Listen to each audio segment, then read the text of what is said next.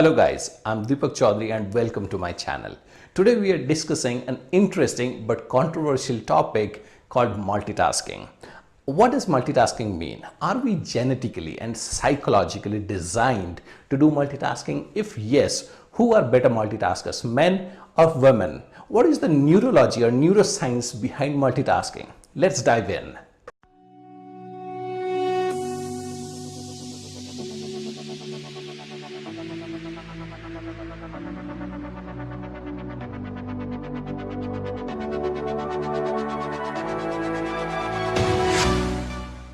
Do you know a manager or do you work with a manager who believes in multitasking, who assigns you multiple projects and tasks simultaneously, or someone who evaluates you on your capability to handle multiple tasks or multiple projects at the same time?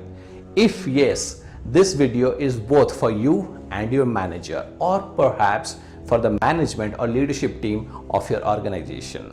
Okay? Multitasking as a term simply means being able to do multiple tasks at the same time.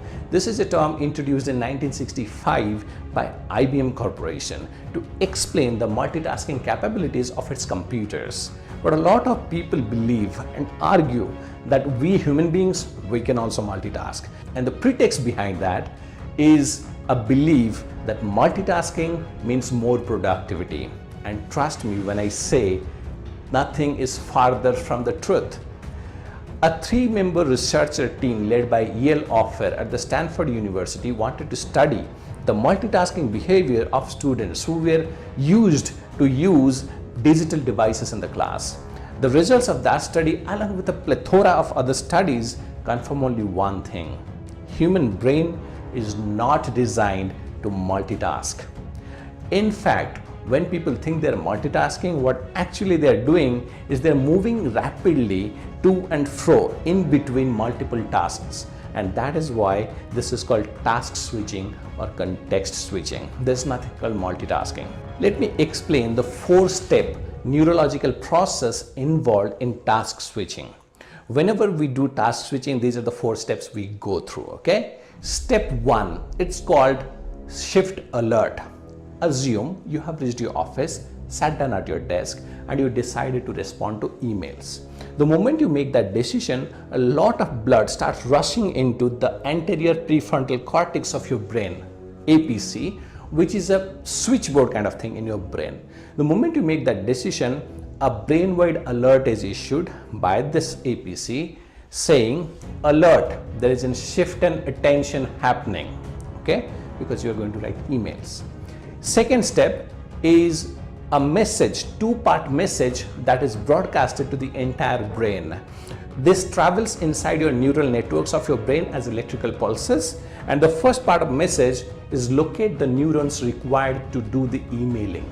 And second part of the message is once you find the neurons, engage them. This process is called rule activation. And since we are looking at task switching between task 1 and task 2, we'll call this rule activation for task 1, email writing. This takes several tenths of a second and we start writing our email. Step 3 is called disengagement. So while you are writing an email, let's assume that you hear a ding from your mobile announcing the arrival of a message. Let's say a WhatsApp message. Might be from your friend or lover or wife or whatever, right? The moment you hear that ding, your brain's switchboard, the APC, starts sending another brain-wide alert, another shift in attention happening, followed by one more message, which again travels through the neural networks of your brain as electrical pulse, having two sections. First command, locate the neurons required for texting or replying to texts. Once you find them, activate them. This last step is called rule activation for task 2. So step 1, shift alert. Step 2, rule activation for task 1. Third step, disengagement. Fourth step, rule activation for task 2.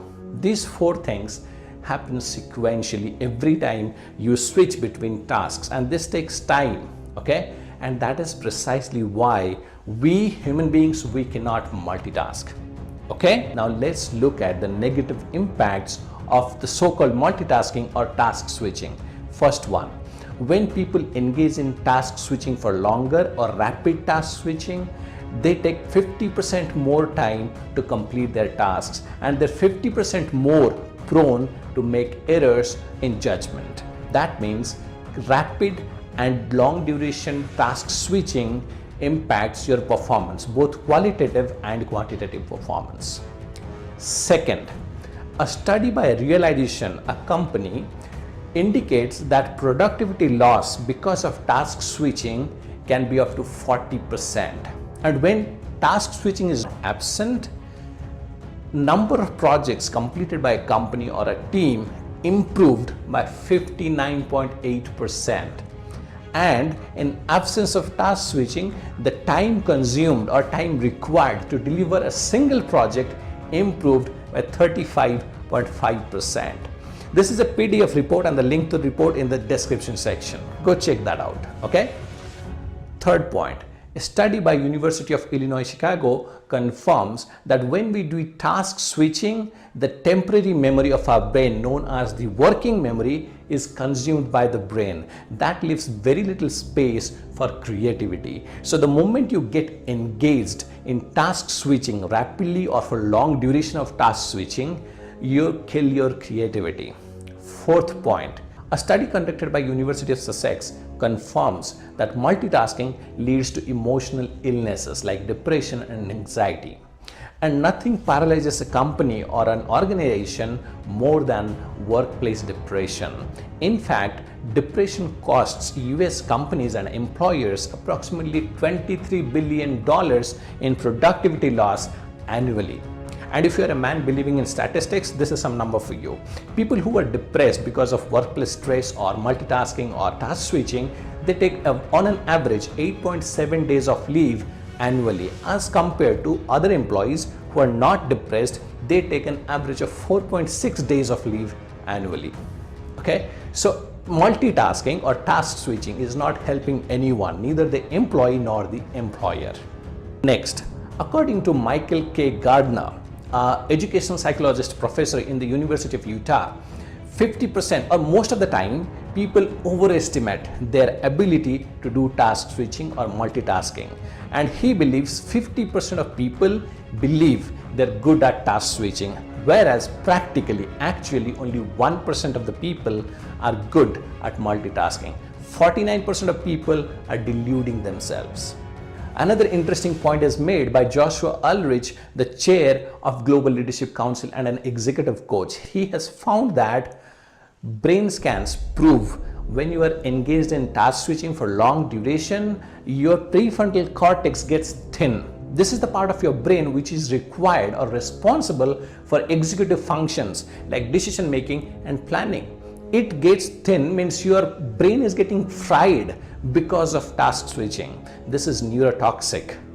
Okay, so now that we have gone through the negative impacts of task switching or multitasking, let's look at what is the way forward. I'm going to share with you 4 tricks or tips that you can start using from today or tomorrow or day after and every day to improve your productivity and get rid of the negative impacts of task switching. Okay, so focus. Tip number 1, don't do task switching regularly. Take a task, look at the task that you have been assigned, look at the priority of task, select a priority work and focus on that particular work from 60 to 90 minutes window. Okay, till that 60 to 90 minutes of time, don't do any kind of task switching. Don't let people disturb you. Okay, second tip, when you are in this pocket of focus working on one task for 60 to 90 minutes, switch off all your app notifications, no distractions at all.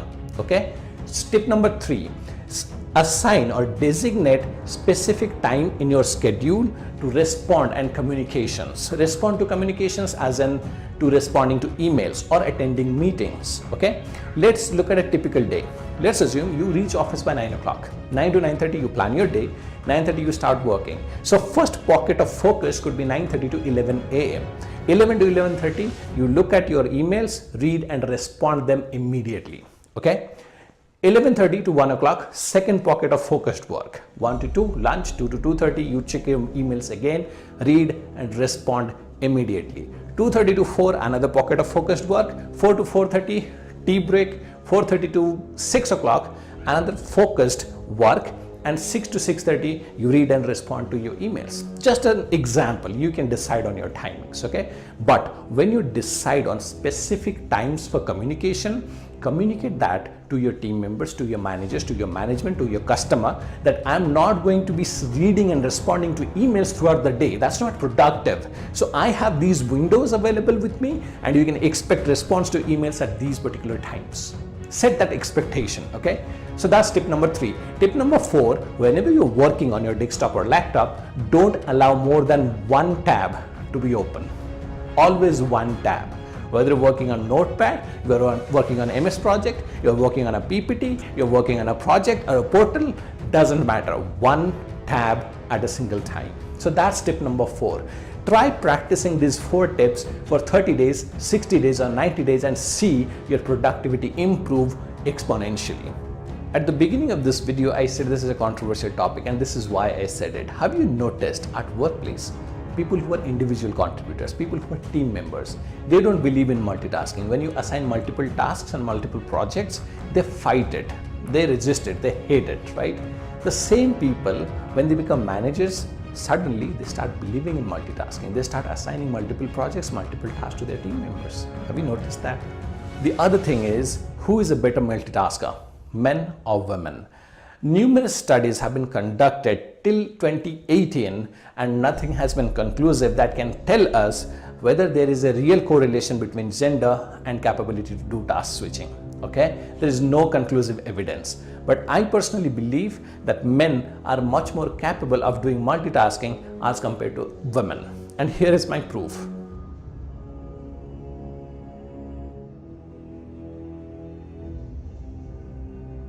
So with that, guys, we arrive at the end of this video, and I hope I was able to add some value. I hope I was able to create awareness about the negative impacts of task switching, and I hope I was able to make you understand that multitasking is a myth for human beings. Let's quickly summarize what we have discussed in this video today. First thing, we understood multitasking is a myth. What we do actually is task switching or context switching. Then we looked at the 4-step neurological process involved in task switching. Then we looked at the negative impacts of task switching. And finally, I shared with you 4 tips that you can utilize at workplace and practice to get rid of the negative impacts of task switching and increase your productivity multifold or exponentially. Okay? I hope you enjoyed this content. I hope you loved it.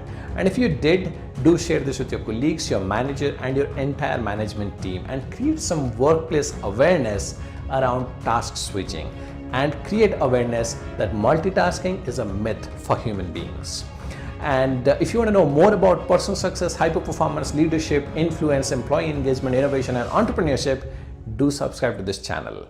And thank you for joining me in this video today. I will see you in the future videos. Till then, take care and be limitless.